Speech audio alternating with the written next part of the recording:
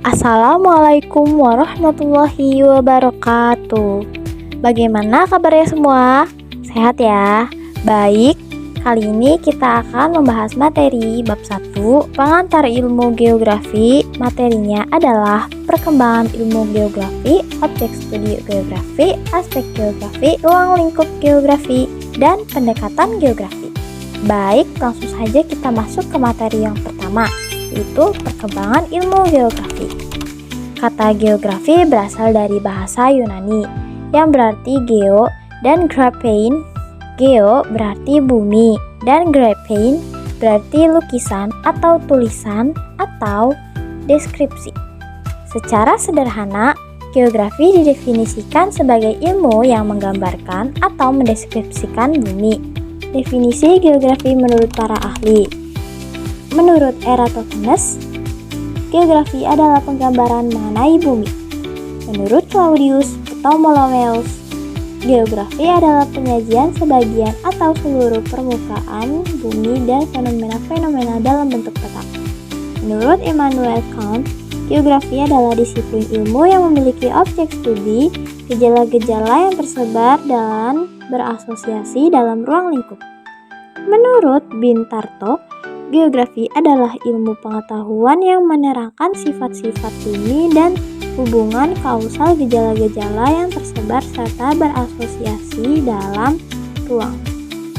Menurut Imade Sandi, geografi adalah ilmu pengetahuan yang berusaha menemukan serta memahami persamaan dan perbedaan yang ada di ruang muka bumi. Menurut Ikatan Geografi Indonesia atau bisa disingkat IGI, geografi adalah ilmu pengetahuan yang mempelajari perbedaan dan persamaan geosfer dengan menggunakan pendekatan ke lingkungan dan kewilayahan dalam konteks keruangan. Baik, materi selanjutnya yaitu objek studi geografi. Objek studi geografi. Di objek studi geografi terdapat objek material geografi. Yang pertama adalah litosfer. Litosfer adalah lapisan batuan yang menyusun kulit bumi, misalnya dataran tinggi, dataran rendah, dan lapisan tanah. Yang kedua, atmosfer. Atmosfer adalah lapisan udara yang ada di sekitar kita, misalnya hujan, awan, dan angin. Yang ketiga ada hidrosfer. Hidrosfer adalah lapisan air yang ada di bumi, misalnya sungai dan laut. Yang keempat, biosfer. Biosfer adalah lapisan kehidupan flora dan fauna.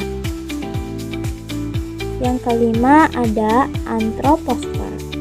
Antroposfer adalah lapisan manusia dan semua aspek kehidupannya. Oke, kita lanjut ke materi berikutnya, yaitu aspek geografi. Aspek geografi terbagi menjadi dua. Yang pertama, aspek fisik dan aspek non-fisik atau sosial. Aspek fisik adalah menitik beratkan pada kajian mengenai fenomena-fenomena geosfer yang dipengaruhi oleh alam secara langsung. Di aspek fisik terdapat 3 bagian, yaitu topologi, non-biotik, dan biotik. Topologi secara singkat yaitu letak, luas, dan bentuk muka bumi. Non-biotik itu adalah tanah, air, iklim. Biotik adalah tumbuhan dan hewan. Yang kedua, aspek non-fisik atau sosial. Aspek non-fisik atau sosial adalah sebuah hubungan dengan kegiatan manusia. Aspek non-fisik terbagi menjadi 2, yaitu sosial. Di dalam sosial terdapat tradisi, adat istiadat, komunitas, kelompok masyarakat, dan lain-lain. Di dalam ekonomi terdapat pertanian, perkebunan, industri, perdagangan, dan lain-lain.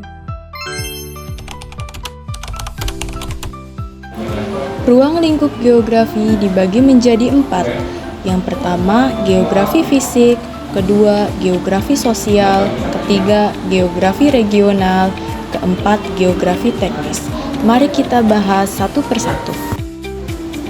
Pertama, geografi fisik, mempelajari fenomena-fenomena alam yang berkaitan dengan pola, iklim, dan segala proses fisik yang terjadi di darat, laut, dan udara yang memengaruhi kehidupan manusia. Contohnya, siklus air yang berawal dari penguapan di laut, kemudian berakhir dengan terjadinya hujan di daratan. 2. Geografi sosial, mempelajari segala aktivitas manusia di bumi dan interaksinya dengan lingkungan, baik dalam lingkungan fisik, sosial, dan budaya. 3. Geografi regional, mempelajari kondisi suatu daerah atau wilayah secara khusus, baik mengenal aspek fisik ataupun aspek sosial. 4. Geografi teknis, kajian penggunaan keahlian teknis dalam geografi untuk menyelesaikan berbagai permasalahan, contohnya geografi matematika, pemetaan, penginderaan jauh, dan sistem informasi geografis untuk mempelajari bumi dan menyelesaikan berbagai masalah. Luasnya ruang lingkup geografi menimbulkan kebutuhan spesialisasi. Oleh karena itu, muncullah cabang-cabang ilmu geografi yang mendukung. Di antaranya yang pertama, geomorfologi, kedua, klimatologi, ketiga, biografi, 4, geografi tanah, 5, geografi kependudukan, 6, kartografi, 7, penginderaan jauh. Mari kita bahas satu-satu. 1. Geomorfologi adalah ilmu yang mempelajari bentuk permukaan bumi dan proses pembentukannya. 2. Klimatologi adalah ilmu yang mempelajari tentang iklim dan faktor pembentukannya serta mengklasifikasikan dalam suatu kelompok iklim. 3. Biogeografi adalah ilmu yang mempelajari persebaran hewan dan tumbuhan serta hubungannya antar makhluk hidup. 4. Geografi tanah adalah ilmu yang mempelajari sifat, karakteristik tanah, dan persebarannya di atas permukaan bumi, serta pemanfaatan tanah untuk kehidupan. 5. Geografi kependudukan adalah ilmu yang mempelajari tentang segala aspek keruangan yang berkaitan dengan manusia sebagai penduduk di suatu wilayah, seperti persebaran, seks, ratio, dan kepadatan penduduk. 6. Kartografi adalah ilmu yang mempelajari tentang proses pemetaan. 7. Penginderaan jauh adalah ilmu untuk memperoleh informasi tentang suatu objek dengan suatu alat tanpa kontak langsung dengan objek tersebut. Pendekatan geografi dibagi menjadi 3. Pertama, pendekatan keruangan atau spatial. Kedua, pendekatan ke lingkungan atau ekologi. Ketiga, pendekatan kompleks wilayah atau regional. Mari kita bahas satu persatu. 1. Pendekatan keruangan atau spatial. Pendekatan keruangan atau spatial adalah pendekatan yang menganalisis gejala-gejala atau fenomena geografis berdasarkan penyebarannya dalam ruang.